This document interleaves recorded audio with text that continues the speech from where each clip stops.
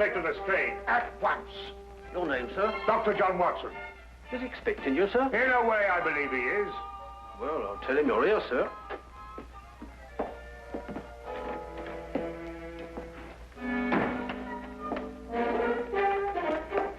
You can go in, sir. Ah, Dr. Watson, I didn't expect to have the pleasure of seeing you again so soon. Will you kindly read that? What is it? Read it. Oh. Yes, sir. Oh. I think it's disgraceful, sir. Absolutely disgraceful. What? Yes, and I'm glad you're here so that I can tell it to you personally. Why, you and I both know that it was Sherlock Holmes who solved the Cunningham case. If it wasn't for his brilliance and his persistency, the facts would never have been brought to light. And I think it's scandalous, sir, that the newspapers should have given me all the credit and said so very little about his magnificent achievement. What do you think, Doctor? I absolutely agree with you. I'm glad you're on my side, Doctor. Why, of course. I'm so glad you take it that way. And what does Holmes think? Oh, he doesn't mind. You know, he doesn't care who gets the credit. Oh, dear old Holmes, such a modest fellow. Yes, well, look, you must give him my kind regards. Yes. And tell him that, although I know he doesn't think anything about it, I intend to get the newspapers to get the facts straight. Well, that's very good of you, Inspector. What's Holmes doing these days? Well, the last time I saw him, he was playing about with a lot of ink smudges and talking about the prints that fingers make. No. Good old Holmes, always experimenting. Inspector Lestrade, sir. Yes, what is it? There's been a murder reported at the home of Lord Beryl. What, Lord Beryl of the Foreign Office? That's him, sir. I'll be right with you. Excuse me, Doctor. Yes, of course. Lord Beryl. This is going to be a tricky situation to handle, what with the Foreign Office and who knows what else. Yes. Can I be of any assistance?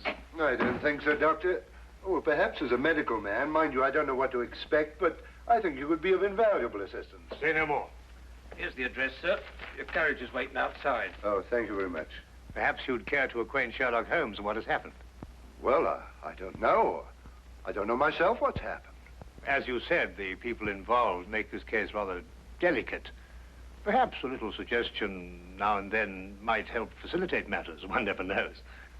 Yes, you're so right. Take a message to Mr. Sherlock Holmes of 221 Baker Street. 221B. Yes, of course, 221B Baker Street. Tell him what has happened and drive him to Lord Beryl's residence. Yes, sir. And tell him Dr. John Watson is already there. The flat's the first floor up. Yes, sir. Very good, sir.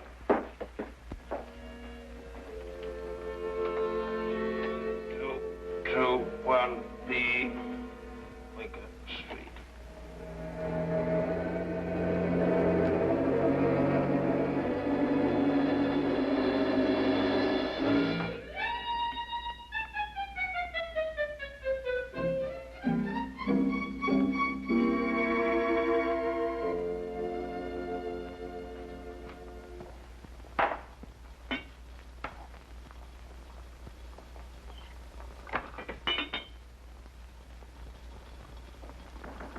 Come in.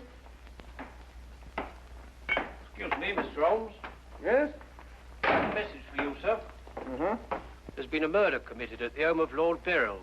Inspector Lestrade and Dr. Watson have already gone there. Thank you. Would you care to have some tea? Some tea, sir? Yes. Is that what you're making? Oh, come along. Come and have a look at this. I'm working on an extract from a special series of pygmy poisons. Oh, very interesting, sir. Tea? Well, yes, I don't mind if I do. You take milk? Yes, sir, please, sir, if I may. Splendid. Sugar? Thank you, sir. Where did I put that sugar? That's it. It's right here. Help yourself. Thank you, sir. So.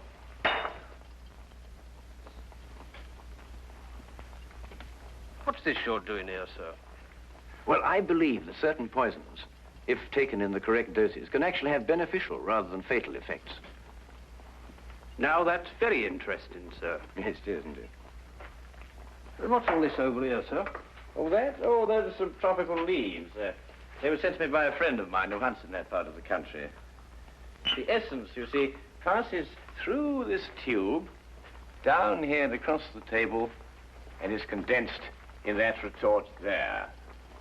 And what's that stuff in the bottom there? That's lime. That acts as a catalytic agent to combine the essence of the leaves with a dark, tar-like substance, which you can see at the bottom.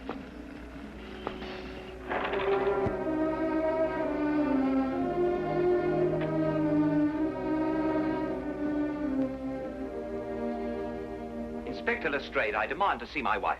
You've kept me waiting half an hour, and now I should like an explanation. Of course, you're entitled to one, sir. You know that Karl Oberstein was murdered in your study. I was informed of that, and it is a tragedy, of course. But I still don't see that is... Lord Beryl, your wife has confessed to shooting him. What? That's why I couldn't allow you to see her. We were taking her statement. What does she say? Apart from the actual confession of murder, she refuses to say anything. You may go in now if you wish, Lord Beryl.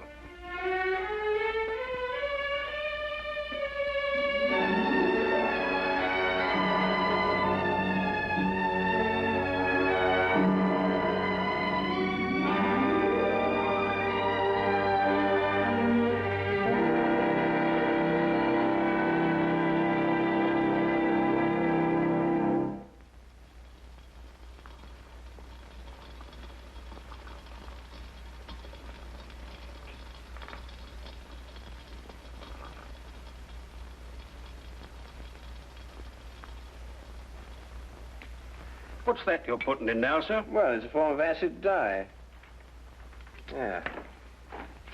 That's all right. Oh, where have you two been all the afternoon? Didn't the sergeant tell you? Oh, yes, I remember. It was a murder somewhere. Was it interesting? No, Mr. Dewitt. Uh-huh. Well, Lestrade, come and have a whiskey and soda. Whiskey and soda, Lestrade. Oh, I don't know. I'll be off duty in 5 minutes. Yes, I think that'd be all right. Meat for me. Well, sit down if you can find yourself a place. There you go. yes, well, I think we can leave that to boil for a little while now. Now, gentlemen, what's the problem? Who was murdered? A man named Karl Oberstein. Oberstein. Oberstein. Oh, yes, I remember. An Austrian chap. He was originally, but of course, for a number of years, he's been a freelance agent. Mm-hmm. Buying and selling anything he can get his hands on, eh? But his hands in a bit too much this time. Lady Beryl shot him. Holt Smith, 38. Oh, really? It was a nasty bit then. I examined the body before it was removed. Entire back of the head gone. Instantaneous death, of course. Did you find the bullet? No, the police surgeon will do that. It hadn't come out. Yes, and that shot in the back of the head removes any possible chance Lady Beryl may have had of claiming self-defense. You're off duty now, aren't you, Wilkins? Yes, sir. You may go home. Thank you, sir. It's been a pleasure working for you this afternoon, Mr. Holmes. Like to know how it all turns out. I'll let you know. Thank you, sir. Good afternoon, sir. I feel sorry for Lord Beryl. There'll be quite a scandal when this appears in the papers. Yes, there certainly will be. I wonder why Lady Beryl lied to you. What nationality was Lady Beryl originally? Well, she was born in Austria, although she was brought up in America. She's been here in England for the past 5 years, since her marriage, you know. It's a shame a woman like her has to remain in prison. Still, she might decide to tell you...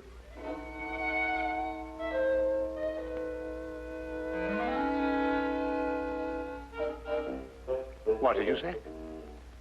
I beg your pardon? What did you say just now?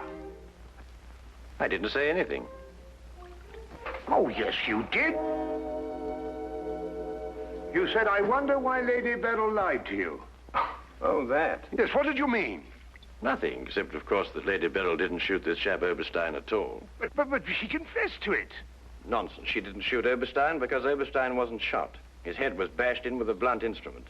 The revolver you claim was the murder weapon actually belonged to Oberstein.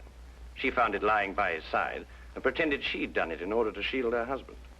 She's no more guilty than you two are. Would you hold that like a good fellow, please? Would you please repeat that? Of course, it's as plain as a... Here, would you mind holding that? Oh, well, it's not plain to me. Well, you told me that Lady Beryl confessed to shooting Oberstein. But Oberstein wasn't shot.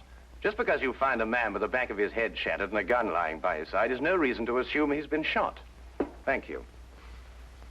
You also assumed that the bullet had lodged in Oberstein's cranium because it hadn't emerged through the front. Now, any student of elementary ballistics knows that the greatest damage to the skull is on the opposite side to which the bullet entered. The point of entry is always clean. But the gun we found was an Austrian gun, and Lady Beryl is an Austrian. Now, there's a logical bit of reasoning for you. Would you mind holding that, please? Lady Beryl saw Oberstein lying there and jumped to the same conclusion we did. Well, Lady Beryl's innocent. Then somebody else is guilty. Brilliant. We've got to get back to the premises and re-examine them for clues. You come with us, Holmes. This nonsense can wait. Nonsense? Nonsense. Nonsense? Did you say nonsense? I'll have you know, Inspector Lestrade, that if the law enforcement agencies of this country were an infinitesimal amount more advanced than ancient Neolithic man, I would not have to be doing the basic research work that will in time benefit police bureaus throughout the earth. You may have a point, Mr. Holmes. A point? The only point is human, of which there is a paucity in the halls of our defense from the public. So do you really think so? I certainly do think so. And I'll tell you a few other things, Inspector.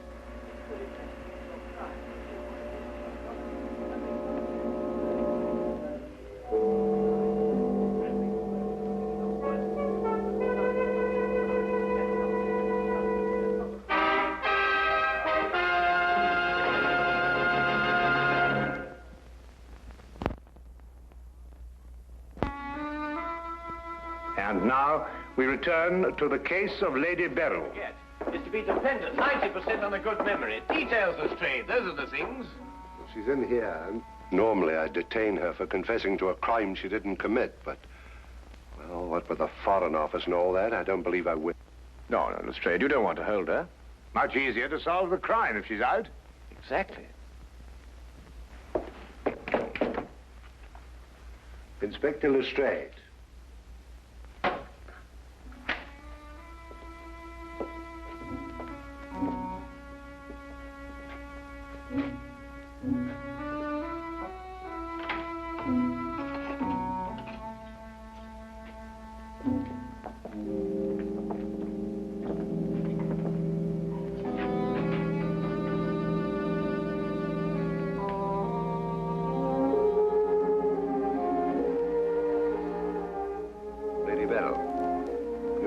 We're releasing you.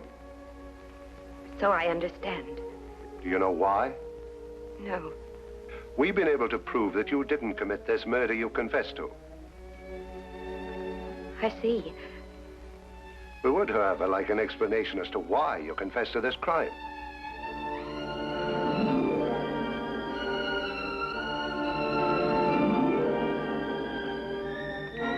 I prefer not to explain my actions, Inspector. You realize, of course, that your actions are in themselves punishable and that we could detain you. I see. You still prefer to make no statement? That is correct. Very well, Lady Beryl. You'll be released as soon as the formalities can be cleared. Thank you. Human beings lie to gain, to cover, or to protect.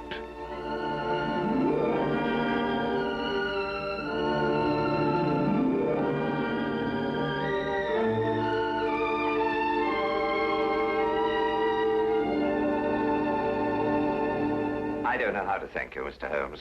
Please consider me forever in your debt. Not at all. You're in the Foreign Office, aren't you, Lord Beryl? I am.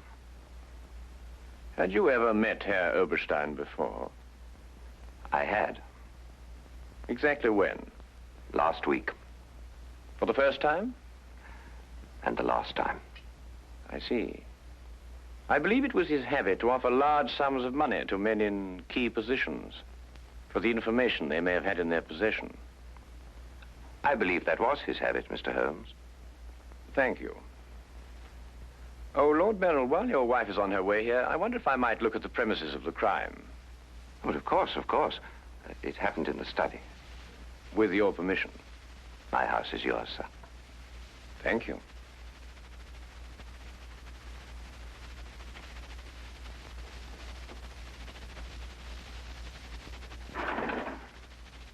Well, now, let me see. Karl Oberstein was lying about there. Of course, it's been removed. Yes, of course. I see you've cleaned everything up with your usual remarkable efficiency, Lestrade. Now, look here, Holmes. I didn't know there was going to be any mystery about this affair. Oberstein's head was here, Holmes, and his feet were there. Thank you, Watson.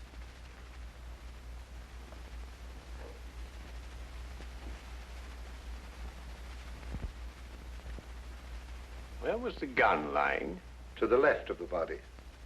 Nearer the head or the feet? Nearer the head. Was Oberstein face up or down? Face up. I had to turn him over to examine him. Has there been any effort made to gain forceful entry into the house? Well, none was reported. Why? Lord Beryl, do you use glasses when you read? Yes, I do. These? Are they your only pair? Yes. Who first discovered the body? I believe my secretary. Is he here? Yes. I'll call him. Thank you.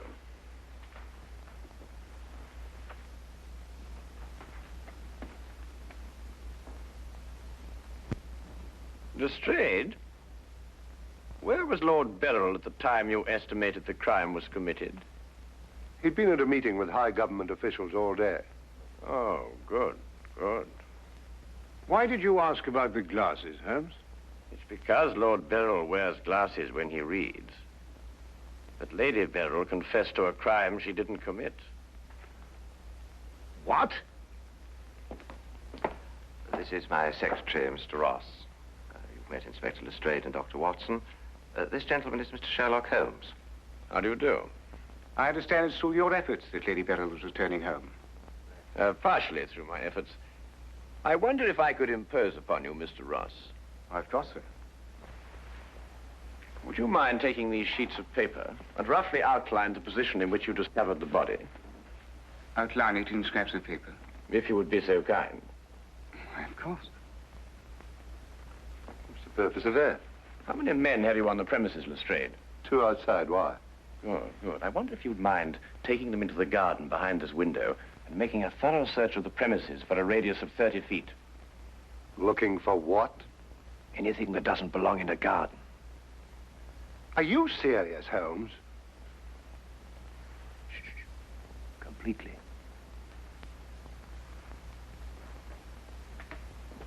Let's got him out of our way. Have you examined your safe, Lord Beryl? I have, Mr. Holmes. All my papers are intact. Excellent. Does Mr. Ross have the combination to your safe? Yes? There's been no question of robbery. Of course not, Ross. One must ask these questions in an investigation. Of course. Good afternoon, Lady Beryl. Nina, my darling. How are you? I'm all right, George. Quite all right. You must rest. This experience must have been horrible for you. It's all right. It didn't last long enough to be too difficult. I don't know how, but Holmes has solved the entire thing. Has he really? Not entirely, Lady Beryl. Not yet. Do you expect to? I can only hope to. Mr. Holmes, if there's anything I can do to help. If it would not be too much of an imposition, Lady Beryl, I would like you to retake the position in which Mr. Ross discovered you when he entered the room. Mr. Holmes, my wife has had a harrowing experience. Please consider her nerves at this point. You're forgetting, Lord Beryl, that your wife confessed to a crime she didn't commit. The circumstances are somewhat exceptional. But if Lady Beryl would rather not... It's quite all right, George. Now, let me see.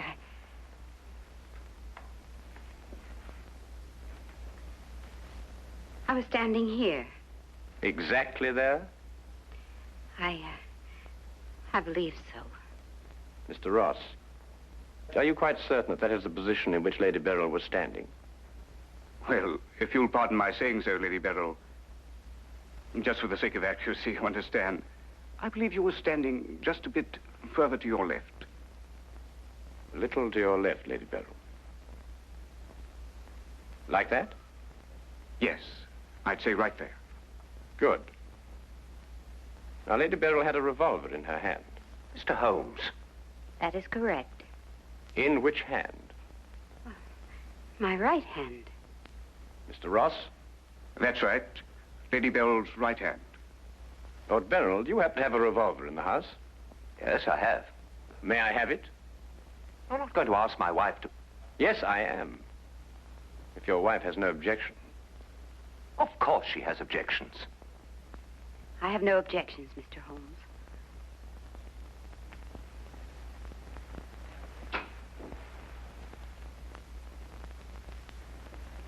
Ah, excellent. A .38 caliber. Do you notice, Watson, that it's patterned very closely after the Schmidt-Holtz, the revolver in question? Lady Beryl, is that the way you held it? I believe so. Mr. Ross? Yes, it was like that. Mr. Ross, I'd like you to think very hard. A great deal depends on what you're going to say now. As far as you can remember, that was the position of Herr Oberstein's body? Yes. And where in relation to Herr Oberstein's body and Lady Beryl were the broken eyeglasses? Over there.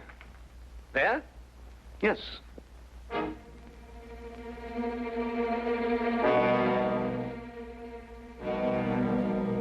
Watson, were there any glasses on the floor when you found the body? Absolutely not. You're positive? Positive. That's right. I didn't know what I was saying. There were no glasses on the floor at all. There weren't any glasses on the floor when you found Lady Beryl bending over the body. But there were when you sent Herr Oberstein crashing to the ground.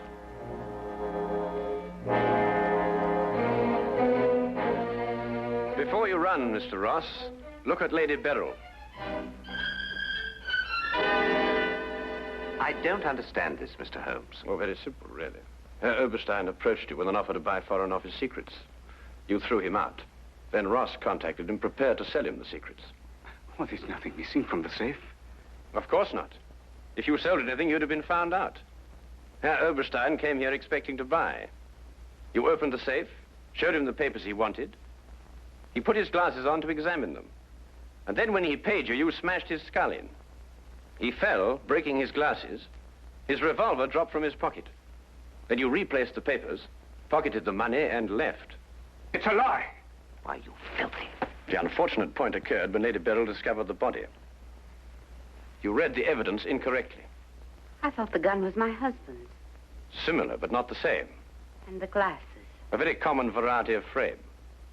You gathered up the pieces, except a few fragments, and threw the frames away.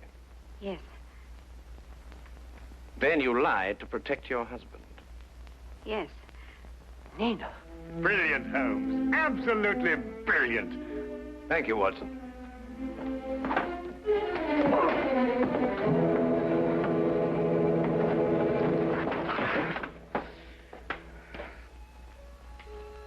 My humble and very grateful thanks, Mr. Holmes. It's been a pleasure to help so brave and noble a woman. I'm still not quite certain what's happened, but I know we shall both be forever indebted to you.